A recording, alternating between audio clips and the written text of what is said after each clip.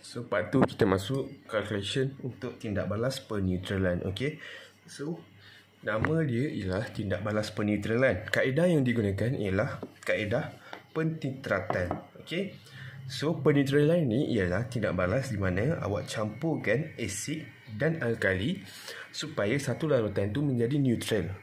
So, kita mula dengan saya ada kepekatan 0.1 mol asid sulfurik dan 20 cm isi padu dengan kepekatan 0.1 mol larutan natrium hidroksida tambah phenolphthalein.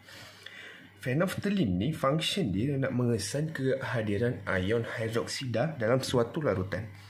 So, kalau saya dalam satu larutan ini dia berasid, phenolphthalein ni akan menunjukkan larutan itu tidak berwarna. Tapi kalau phenolphthalein dalam larutan ni dia neutral, larutan tu tidak berwarna. Tapi kalau larutan ni dalam keadaan alkali, phenolphthalein ni akan menunjukkan bahawa larutan ni berwarna pink ataupun bahasa Melayu dia merah jambu. So, pemerhatian dia awak boleh cakap bahasa Melayu larutan merah jambu bertukar kepada tidak berwarna. Kalau bahasa Inggeris, pink solution turn to colorless.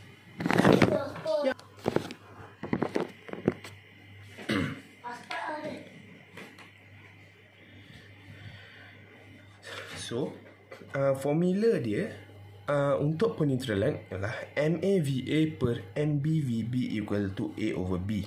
Okay. Tips for calculation. First, you need to write dia punya persamaan kimia. Okay.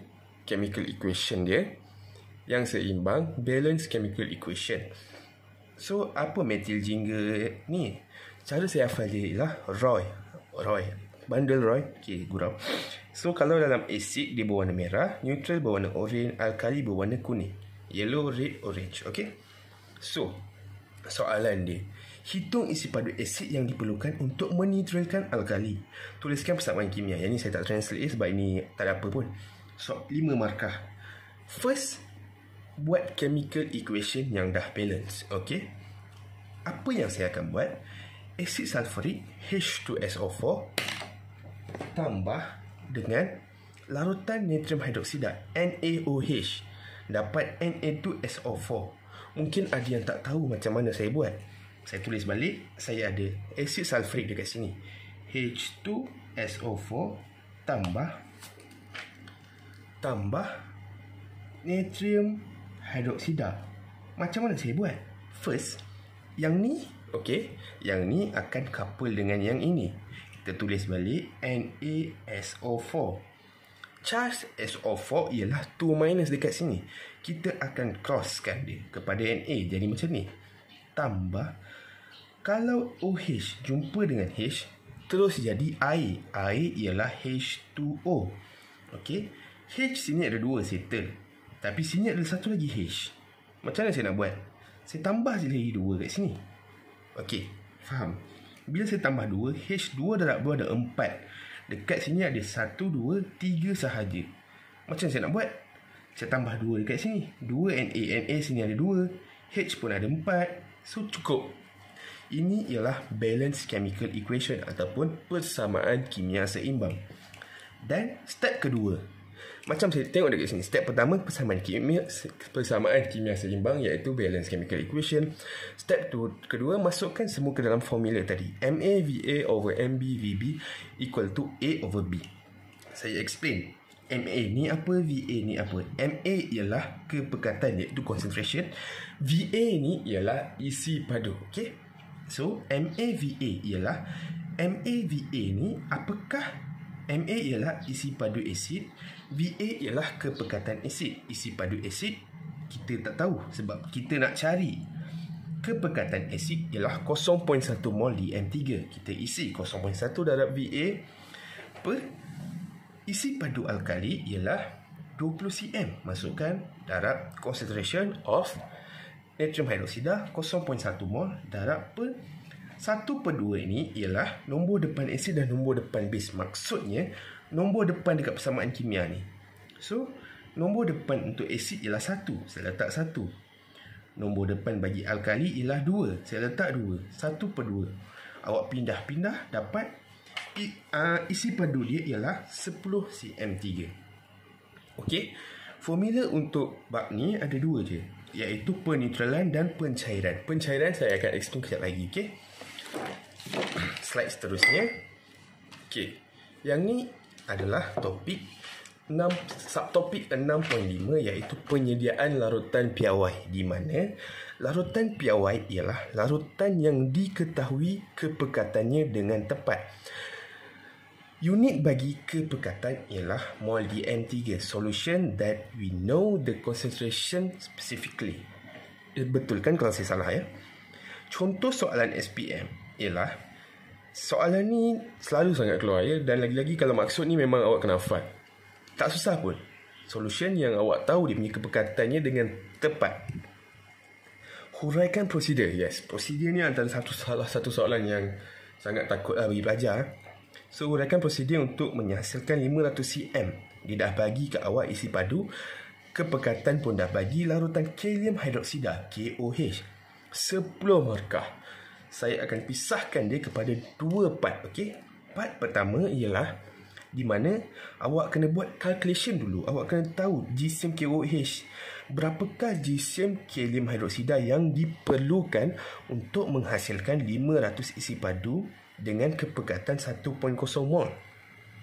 Itu part pertama. Part kedua baru awak akan tulis prosedur. Okey, so jangan tinggal soalan macam ni. Awak buat calculation dulu, cari GCM. Macam mana cari GCM? Apa-apa untuk apa-apa pengiraan dalam kimia ni, first step cari mol. MV per 1000.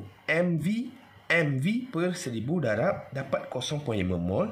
0.5 mol awak darab dengan GCM molar bagi KOH dapat 28 gram. Maksudnya saya perlukan 28 gram untuk menghasilkan larutan kalium hidroksida dengan kepekatan 1.0 mol dengan isi padu 500 cm. Kita mula prosedur. Prosedur dia, saya ada sini A, B, C. A ialah action, B ialah bahan, C ialah container. Okey.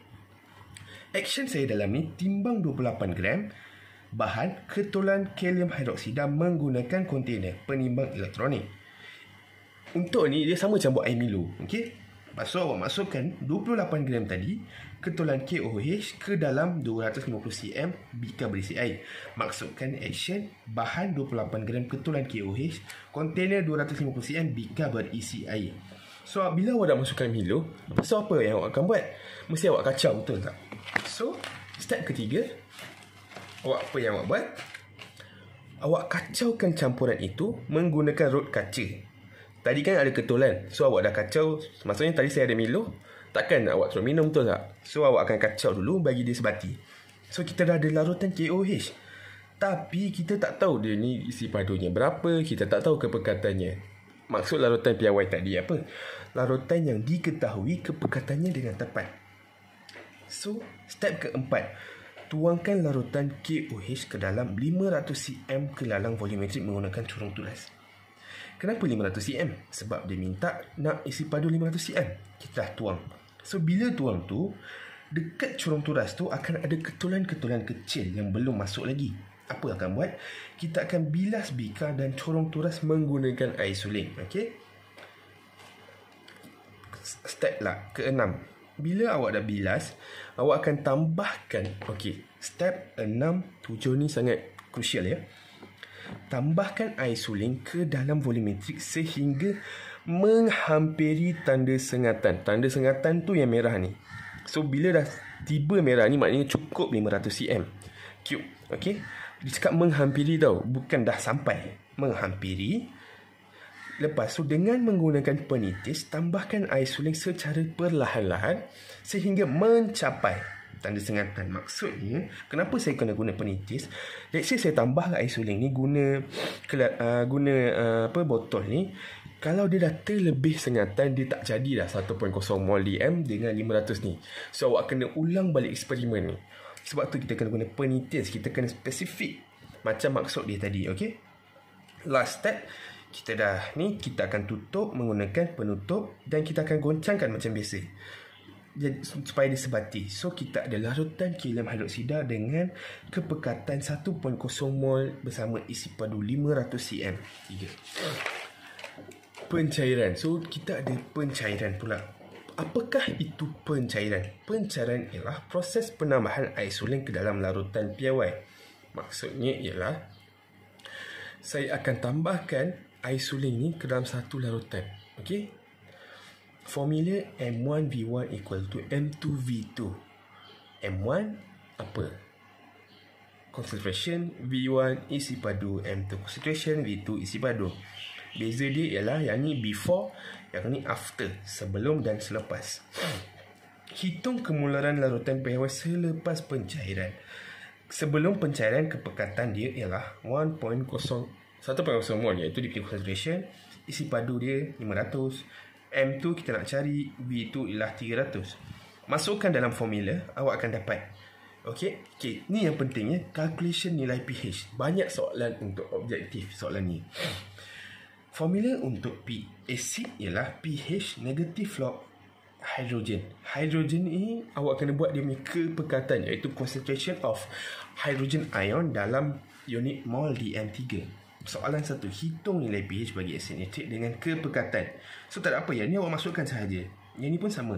Dia cakap, ni lain sikit. Hitung kemularan asid nitrik bagi pH 2. Dia bagi pH tau. Dia tak bagi macam kepekatan macam soalan pertama ni. Apa awak kena buat?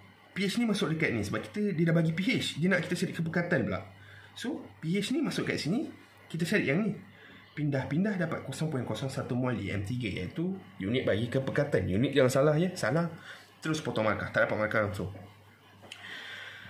Alkali pula, negative log, masukkan concentration of ion hydroxide ion. Okey, 14 tolak POH ni, saya tunjukkan soalan contoh.